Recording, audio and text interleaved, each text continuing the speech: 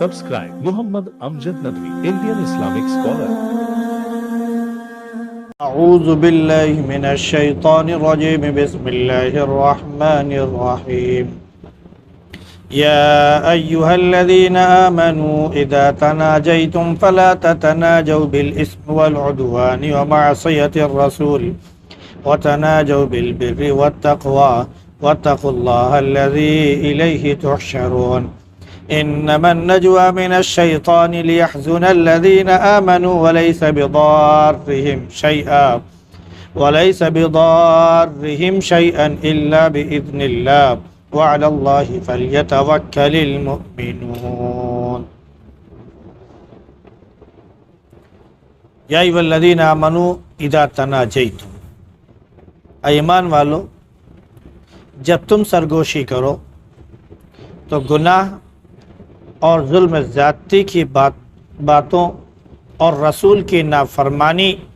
پر سرگوشی مت کرو، بلکہ نیکی بھلائی اور تقوی کے لیے سرگوشی کرو اور اللہ سے ڈرو جس کے پاس تم سب کو جمع ہونا ہے۔ کانا پھوسی شیطان کا کام ہے تاکہ وہ ان لوگوں کو غمزدہ اور رنجیدہ کرے جو ایمان لے آئے ہیں، اور یہ ان لوگوں کو کچھ نقصان نہیں پہنچا سکتا مگر اتنا جتنا بغیر اللہ کے حکم کے۔ اور مومنین جو ہیں انہیں اللہ پر ہی بھروسہ کرنا چاہیے۔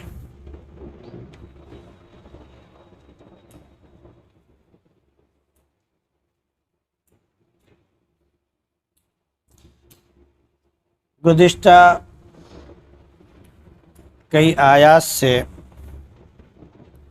اس پورے رکوع میں تقریباً جو چل رہا ہے ذکر وہ یہی ہے کہ کانا پھوسی، سرگوشی، چپکے چپکے کان میں کوئی بات کہنا۔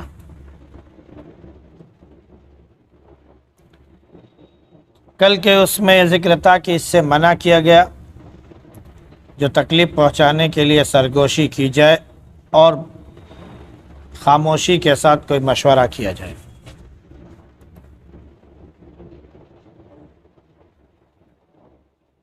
اور جو لوگ یہ کام کرتے ہیں حقیقت میں وہ منافقین میں سے تھے جو گناہوں،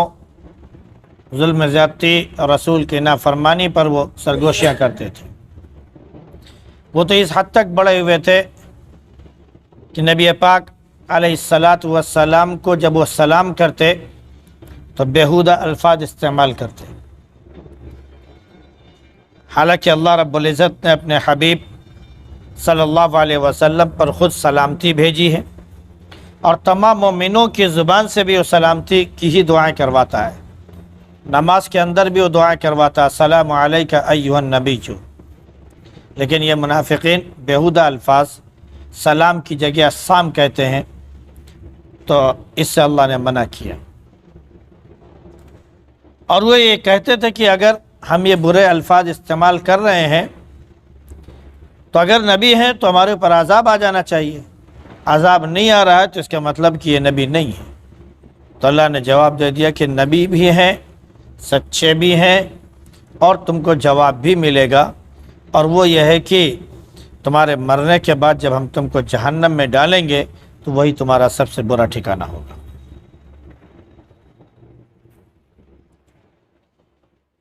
چونکہ ظلم زیادتی، نافرمانی کے لیے یہ سرگوشی کرتے تھے، آپس میں بیٹھ کر کانا پھوسی کرتے تھے، ایک دوسرے کو اشارہ کرتے تھے آنکھوں سے بھی۔ تو اللہ رب العزت نے مومنوں سے یہ فرمایا کہ تم ایمان میں ہو، اللہ کی ذات پر ایمان رکھتے ہو، تو اللہ نے تمہیں ایسا کرنے سے منع فرمایا ہے۔ اگر تمہیں کبھی کسی مشورے کی ضرورت پیش آ جائے، کسی سرگوشی کی تمہیں ضرورت پیش آ جائے، کسی اہم معاملے میں چند لوگ بیٹھ کر کہ کسی کو خبر نہ ہو آپس میں بات چیت کر رہے ہو، تو ایک بات یاد رکھنا، کہ گناہ پر، نافرمانی پر، ظلم و زیادتی پر، رسول کی نافرمانی پر سرگوشی مت کرنا، ان کے تعلق سے آپس میں بیٹھ کر کان پھوسی مت کرنا، بلکہ جب بھی تمہیں کسی کے کان میں کوئی بات کہنی ہو تو وَتَنَاجَوْا بِالْبِرِّ وَالتَّقْوَىٰ، ہمیشہ نیکی اور تقوی کے بارے میں سرگوشی کرو، نیکی اور تقوی کے بارے میں سرگوشی کرو، جن میں سے ایک بات یوں کہی جا سکتی ہے کہ جب دو جھگڑنے والوں کے درمیان کوئی شخص آ جائے اور وہ صلح کرائے، اور صلح میں اگر وہ جھوٹ بھی بول دے تو اس کا جھوٹ بولنا بھی ثواب کا کام ہے، لیکن اس کے لیے کیا ہوتا ہے کہ دونوں کے پاس اس کو اکیلے میں جا کے ملنا پڑتا ہے، ادھر بھی جاتا ہے تو اکیلے میں ملتا ہے، ادھر بھی جاتا ہے تو وہ اکیلے میں ملتا ہے۔ اس کے پاس گیا تو اس کے تعلق سے اچھی بات کی، بھائی اس نے تو آپ کو سلام کیا ہے اور آپ کی بڑی عزت کرتا ہے وہ، اور وہ ایسے ہے، اب جو بھی کمی ہو گئی، جو بھی کوتاہی ہو گئی، اس پر وہ معذرت چاہتے ہیں اور آپ کے ساتھ مل بیٹھ کے وہ بات کرنا چاہتے ہیں کہ آپس میں ہم ایک ہو جائیں۔ ادھر کی جو گرمی تھی انہوں نے جب نکالی تو ادھر گیا بڑے خوبصورت انداز میں، بھائی وہ تو آپ کی بڑی تعریف کر رہے تھے، وہ تو حالانکہ وہ گالیاں دے رہا ہے تو آپ کی تعریف کر رہے تھے اور ایسا کر رہے تھے ویسا کر رہے تھے، اور وہ تو چاہ رہے ہیں خود بھی کہ ملنا چاہ رہے ہیں، لیکن بس آپس میں ایک دوسرے سے ہو، اگر آپ آپس میں مشورہ تم کرو، تم چاہو تو دونوں کا ملا دیں۔ اس طرح کر کے اگر کسی نے، حالانکہ سرگوشی ہی ہے یہ، ایک دوسرے کے خلاف جا کر وہاں پر بیٹھ کے بات کرنا اس کو، لیکن یہ اچھی سرگوشی ہے، اس کی اجازت دی گئی ہے، نیکی اور بھلائی کی اجازت دی گئی ہے، تقوی کے لیے اجازت دی گئی ہے۔ لیکن اگر یہی کام الٹا کوئی کرے کہ دو میں محبت ہو، تیسرا بیچ میں آ کے عداوت ڈالنے کی کوشش کرے اور روزانہ کانا پھوسی کرتا رہے یہاں تک کہ وہ جھگڑا کرا دے، میاں بیوی کے درمیان، بھائی بھائی کے درمیان، خاندان میں، یا دوست دوست کے درمیان وغیرہ وغیرہ جھگڑا کرا دے، یہ عدوان، ظلم زیادتی، نافرمانی اور کیا بولتے ہیں کہ گناہ کی سرگوشی ہے۔ اسلام والوں کو، ایمان والوں کو اس سے منع کیا گیا ہے، اور کہا گیا کہ اللہ سے ڈرو کیونکہ اللہ کے پاس تم سب کو جمع ہونا ہے۔ یہ اس طرح کی کانا پھوسی جو ہے یہ شیطان کا کام ہے۔ کس کا کام ہے یہ شیطان کا کام ہے، وہ ورغلاتا ہے، وہ بہلاتا اور پھسلاتا ہے، اب وہ برائی پر لوگوں کو آمادہ کر دیتا ہے، یہ تو شیطان کا کام ہے۔ اب اس سرگوشی سے ایمان والوں کا کچھ بگڑنا نہیں ہے، ان کا کچھ نقصان نہیں ہوتا ہے، ہاں بس یہ ہوتا ہے کہ تھوڑی سی تکلیف پہنچ جاتی ہے، تھوڑا سا ان کو رنج پہنچ جاتا ہے کہ ہمارے خلاف یہ سازشیں چل رہے ہیں۔ تو وہی فرمایا اللہ نے کہ یہ شیطان کا کام ہے، وہ تو چاہتا ہے کہ ایمان والوں کو رنجیدہ کرے، غمزدہ کرے، حالانکہ وہ ان ایمان والوں کو کچھ بھی نقصان نہیں پہنچا سکتا ہے اللہ کی اجازت کے، اللہ کے حکم کے بغیر۔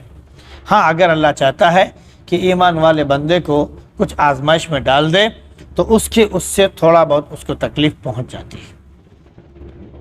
لیکن اگر اللہ نہ چاہے تو وہ دنیا کی طاقت ادھر سے ادھر لگ جائے پھر اس کا کچھ نہیں بگڑتا ہے۔ اور اسی لیے یہ سرگوشی کی جب بات آتی ہے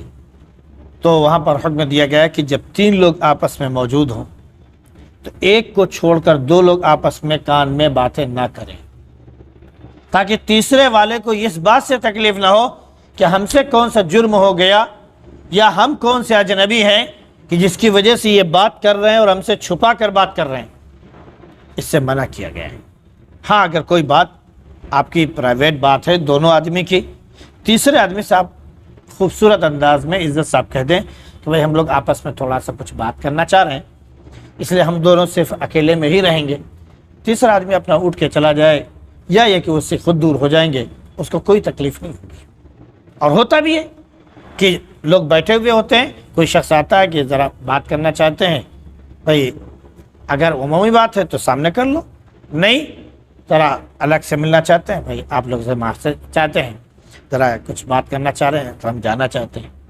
آرام سے آدمی گیا اپنا اکیلے میں بات کرو، نہ ان کو تکلیف نہ آپ کو تکلیف۔ تو یہ شریعت کا حکم ہے، اور ہمیں اسی پر عمل کرنا چاہیے.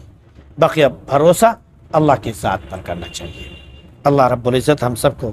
اپنی تعلیم پر عمل کی توفیق نصیب فرمائے. سبحان اللہ بحمدہ، سبحانک اللہم و بحمدک، ونشہد ان لا الہ الا انت، نستغفرک.